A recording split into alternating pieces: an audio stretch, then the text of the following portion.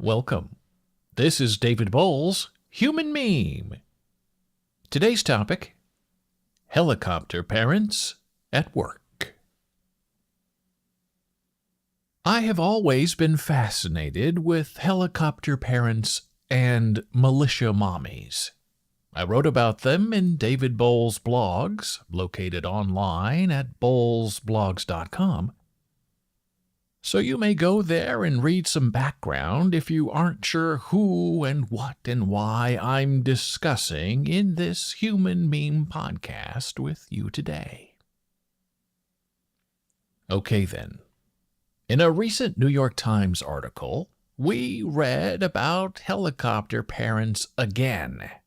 But now they are attending job interviews with their hobbled progeny. Because, the theory goes, it seems, the parents are co-owners, they argue, in the future life of their child. And that includes employment. And these helicopter parents believe because they paid for their child's upbringing, education, and entertainment, they are entitled and owed the best opportunities in the marketplace. And in some of these insane office interviews, the parents are actually allowed to stay and to intrude on the future prospects of their children. And I find that whole thing completely nutso. But I suppose, if you are an employer, and if all the young people in your possible applicant pool were raised by these similarly mind-setted helicopter parents, what choice do you have, really, but to go along and play along with this insatiable madness of memeing? Because if everybody brings their mommy to the job interview, is there any choice but to let mommy into the room? And that will always be the problem. One person must always be responsible for a single something in a life. Because two people doing a shared job never share the blame. They only benefit in the profits. And so, the ongoing problem with these indigo children, who have been groomed to expect this sort of parental interference in a life, and those children sit there while their parents take over the interview and answer all the pertinent questions. And today I ask you, when did this unreality, this ridicule of the human spirit, become so real?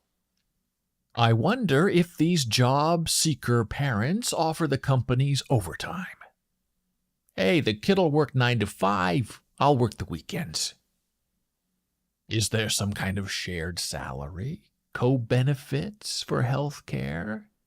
Is the offspring's pension split 3 ways between mommy, daddy, and child?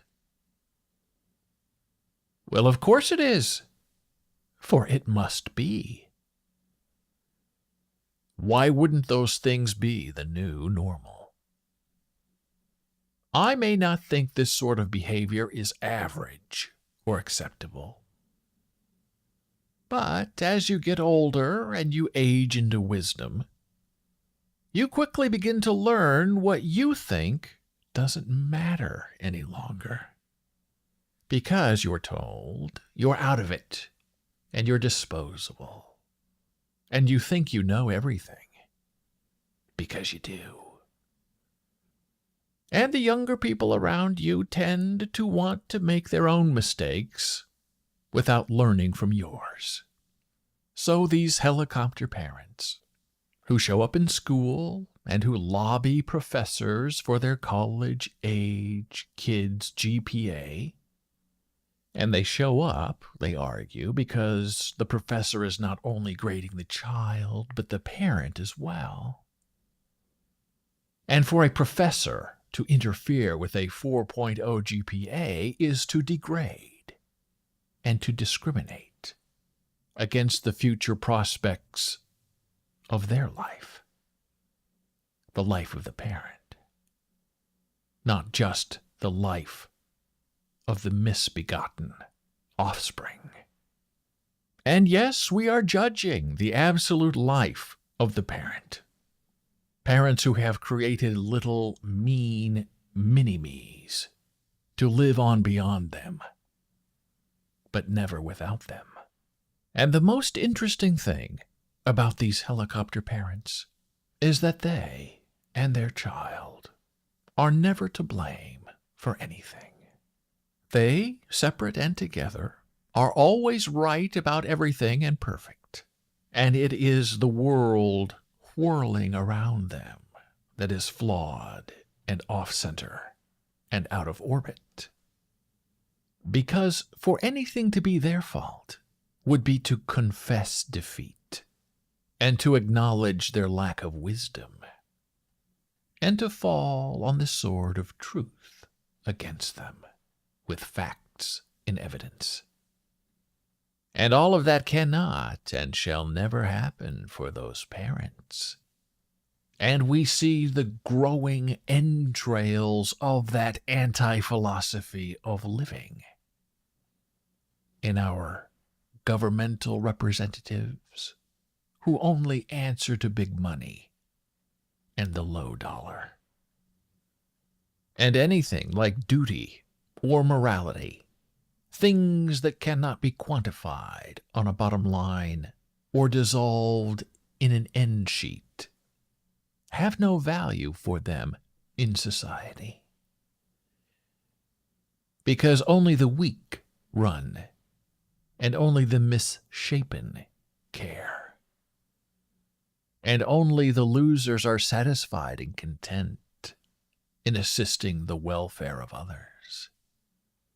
What is always lost on these helicopter parents and militia mommies and their flighty, militarized children is this: we are in this life together.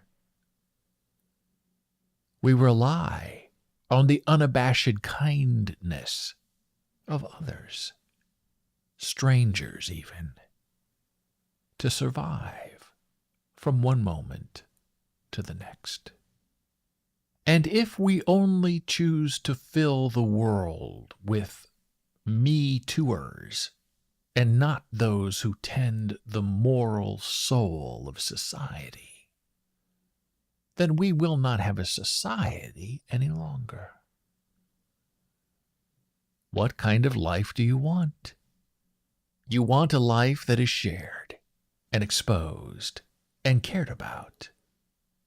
You want a life that means something beyond the selfish burr. And you don't build a life for someone. You build a community with other people.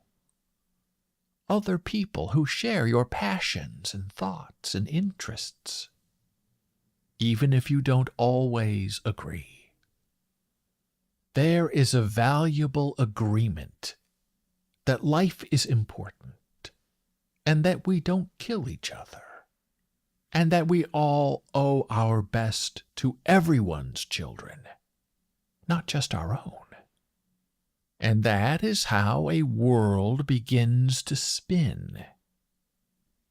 But we are pressed backward in time and context when hovering parents care only about their own DNA, and they only worry about their own retirement funds, and they only sweat their own goals analysis vested in the wrongful mortality of what they wish to become, and not what they have rotted into being.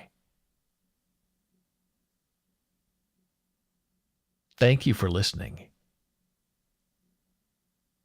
Be a human me.